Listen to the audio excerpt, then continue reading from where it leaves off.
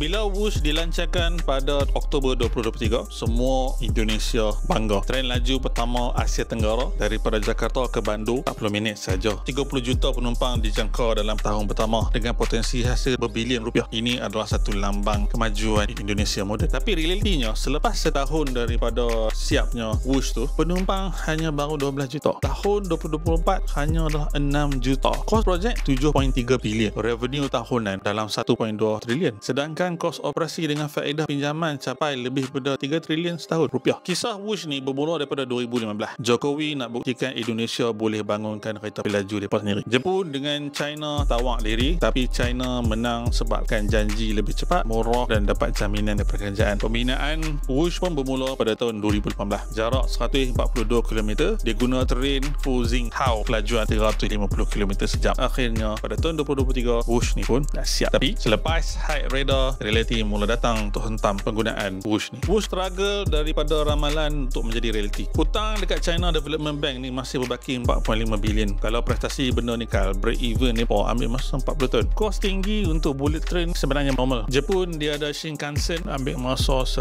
tahun untuk capai untung. China punya high speed rail cost trillion yuan pun ambil masa lama untuk untung. Ini kan pula Whoosh yang baru sahaja 2 tahun. So kita nak expect daripada untung awal ni memang tak untung. Kalaulah bisnes kereta api laju ni tak menguntungkan, kenapa kerajaan buat juga kereta api laju? Jawapannya adalah disebabkan oleh efisiensi dan juga kemudahan untuk bergerak dengan cepat point A ke point B. Contoh Jepun, penggunaan Shinkansen dia adalah lebih daripada 80%, lebih daripada 400,000 pengguna sehari. China pula purata okupansi dia dalam 70 ke 75%, 2 bilion pengguna, lagi banyak. Tapi masalah Whoosh ni adalah penggunaan dia pun masih lagi rendah, 60 ke 70% kursi yang dipenuhi. Waktu bukan kemuncak, cuma 30% saja yang penuh. Kita bandingkan pula dekat Malaysia, kita ada ETS. Walaupun ETS tu tak selaju bullet train, tapi occupancy rate dia adalah 85% tinggi. 2023 ETS bawa lebih daripada 4 juta penumpang. Laluan Kuala Lumpur ke Padang Rosak selalunya penuh. KTM menanggung kerugian setiap tahun. Dan objektif ETS ni adalah untuk memudahkan pergerakan rakyat. Kenapa occupancy ETS lebih tinggi? Disebabkan stesen dia strategik, harga dia berpatutan. Persoalan yang sama kita boleh tujukan pada Whoosh. Kenapa ramai orang tak naik? Bukanlah kenapa tak menguntungkan. Pengajarannya di dalam transportation seat occupancy rate adalah kriteria utama yang kita nak tengok. Apa guna teknologi tu canggih kalau tak ada orang nak guna?